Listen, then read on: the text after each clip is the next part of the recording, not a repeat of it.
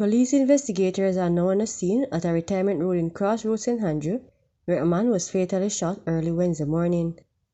The man has not yet been identified. Reports are that shortly after 6 a.m. the man was on retirement road when people traveling in a motorcar opened fire at him, hitting him several times.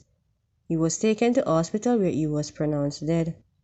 For the second time in just under a week, a St. James woman has been murdered as marauding criminals continue to unleash mayhem across volatile community in the Western Parish. To date, the parish has seen 29 murders in 2024. The latest victim is a security guard identified as 36-year-old Nastasia Simit of a Valley Heights address who was murdered in her home on Sunday by gangsters who entered her yard and sprayed her house with bullets.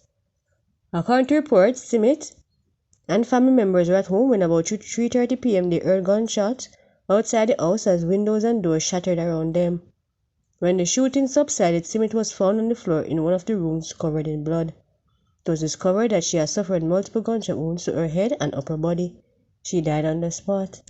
A 34-year-old man and a 36-year-old woman were this morning arrested in Nagohead, Portmore, St. Catherine following the seizure of 2 firearms. The seizure was made around 2 o'clock during an intelligence-led operation. The police say they are facing charges of illegal possession of weapons and ammunition, resisting arrest, and assault of police officer.